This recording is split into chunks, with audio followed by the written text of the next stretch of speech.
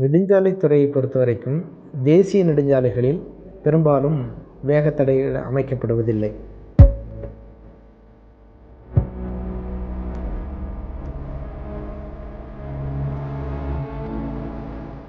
அதற்கு காரணம் மிகவும் அதிகமான வேகத்தில் வாகனங்கள் செல்லக்கூடிய சாலைகளாக தேசிய நெடுஞ்சாலை இருப்பதன் காரணமாக வேகத்தடைகள் அதில் அமைக்கப்படுவதில்லை.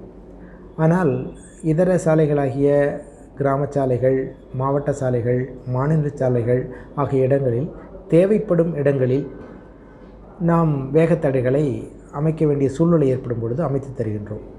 ஆனால் அதில் முக்கியமான ஒரு விஷயம் என்னவென்றால், வேகத்தடைகளை அமைப்பதற்கான அளவீடுகள் IRC என்று சொல்லப்படக்கூடிய இந்தியன் ரோட்ஸ் காங்கிரஸில் இந்த அளவில் தான் வேகத்தடை அமைக்க வேண்டும் என்று அளவீடுகள் குறிப்பிடப்பட்டிருக்கின்றன.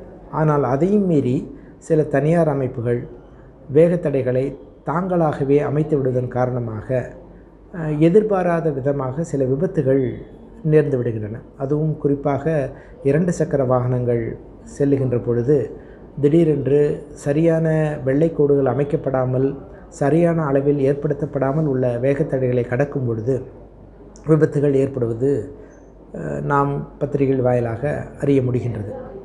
ஆனால் அதை தவிர்ப்பதற்காக எந்த ஒரு வேகத்தடை அமைப்பதற்கு முன்பாகவும் அரசு துறையை அணுகி முறையான அனுமதி பெற்று வேகத்தடைகள் அமைத்தால் இது போன்ற விபத்துகளை நம் நெடுஞ்சாலையில் நடப்பதை முற்றிலுமாக தவிர்க்க முடியும்.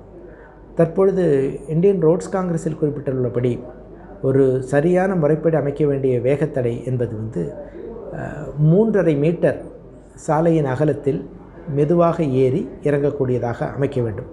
அதற்கான படமும் இங்கே கொடுக்கப்பட்டிருக்கிறது.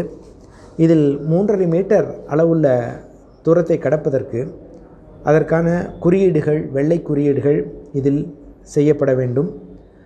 அதனுடைய உயரம் வெறும் 10 சென்டிமீட்டர் மட்டுமே இருக்கக்கூடிய அளவாக அது இருக்க வேண்டும்.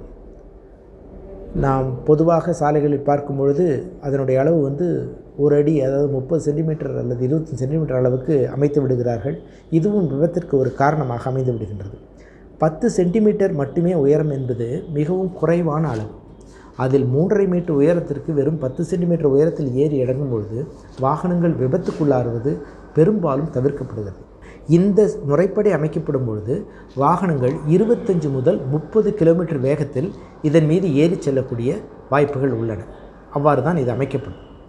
இவ்வாறு செய்யும் பொழுது விபத்துக்கள் எந்த காரணம், 2 சக்கர வாகனங்களாகட்டும் 4 சக்கர வாகனங்களாகட்டும் இதன் மீது கடந்து செல்லும் பொழுது விபத்துகள் முற்றிலுமாக ஏற்படாது என்பதை நாம் தெரிவித்துக் கொள்கிறோம்.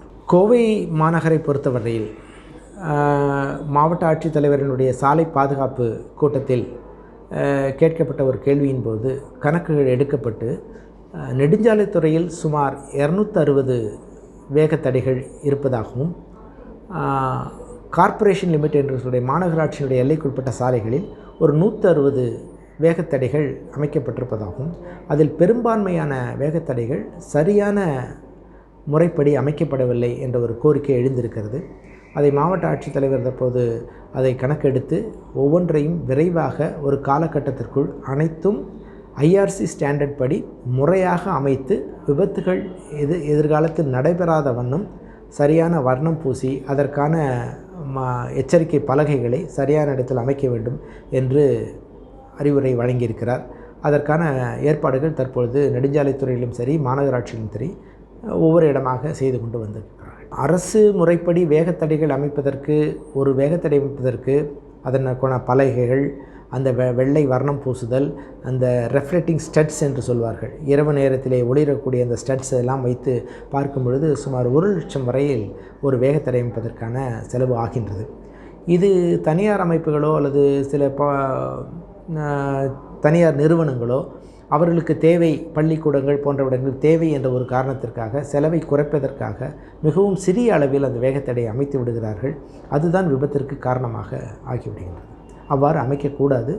அரசினுடைய முறைப்படி அந்த 3.5 மீட்டர் நீளமுள்ள 10 சென்டிமீட்டர் உயரமுள்ள அளவிற்கே வேகத்தடைகள் அமைக்கப்பட வேண்டும். ஒவ்வொரு சாலை பாதுகாப்பு கூட்டத்திலும் கடந்த மாதத்தில் எத்தனை வேகத்தடைகள் அரசினுடைய முறைப்படி இல்லாமல் இருக்கிறதோ அவற்றை மாற்றி அமைத்தீர்கள் என்ற பட்டியலை ஒரு ப்ராக்ரஸ் என்று சொல்லக்கூடிய மாதாந்திர கணக்கை எடுத்து இந்த மாதம் நெடுஞ்சாலைத்துறையில் எத்தனை மாற்றியிருக்கிறீர்கள் அரசினுடைய முறைப்படி, அதேபோல் கார்ப்பரேஷனில் எத்தனை இது மாற்றிருக்கின்றது கேட்டுக்கொண்டு வருகிறார்கள்.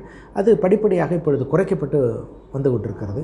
ஸோ விரைவில் எல்லா வேகத்தடைகளுமே நம்ம நகரத்தில் இருக்கக்கூடிய எல்லா வேகத்தடைகளும் முற்றிலுமாக அரசு முறைப்படி தான் அமைக்கப்பட வேண்டும் என்றதில் மாவட்ட ஆட்சித்தலைவர் மிகவும் முக்கியமாக அதை கவனத்தில் கொண்டு அதை நடைமுறைப்படுத்தி வருகின்றனர்.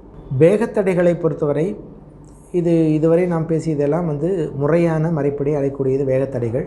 தேசிய நெடுஞ்சாலைத்துறையில் வேகத்தடைகள் அமைப்பதற்கு அனுமதி இல்லை என்று ஒரு முறை இருக்கின்ற காரணத்தினாலே அது மாதிரியான தேசிய நெடுஞ்சாலைகள் வேகத்தை குறைப்பதற்காக சிறிய வேகத்தடைகளை அமைப்பார்கள். அதுக்கு பேர் ரம்பிள் ஸ்ட்ரிப் என்று சொல்லுவார்கள்.